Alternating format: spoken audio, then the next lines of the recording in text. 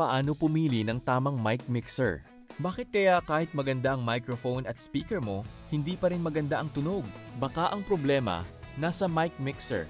Kung bibili ka ng mic mixer, huwag basta tingnan kung ilan ang knobs o kung gaano karami ang features. Mas importante na alam mo kung ano talaga ang kailangan mo.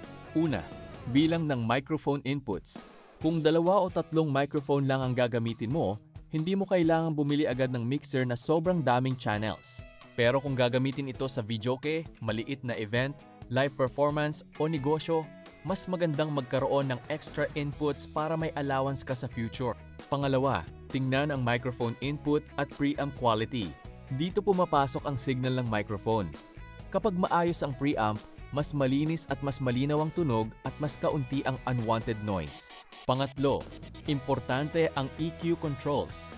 Karaniwang may bass, mid at treble. Ang bass ang nagbibigay ng lalim, ang mid at treble. Kaya kung mahilig kang mag-adjust ng vocals, siguraduhing maayos at madaling gamitin ng EQ. Pang-apat, tingnan ng effects. Kung pang videoke o live singing ang gamit mo, malaking tulong ang built-in reverb o echo.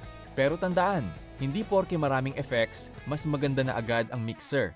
Mas importante pa rin ang malinis na signal at magandang sound quality. Panglima, tingnan ang outputs at connectivity. Siguraduhin compatible ito sa amplifier, powered speaker, recording equipment o iba pang gamit mo. At kung kailangan mo ng Bluetooth, USB o recording function, piliin lang ang feature na talagang gagamitin mo. At panghuli, huwag puro mura ang basehan.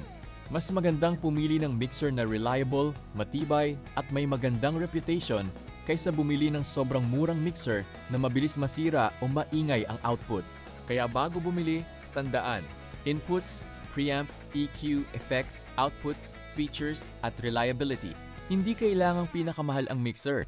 Ang importante, tama sa gamit mo, malinis ang tunog, at hindi masasayang ang pera mo. Kung gusto mong matutunan ng iba pang tips sa paggawa ng magandang sound system, follow mo ang page na to.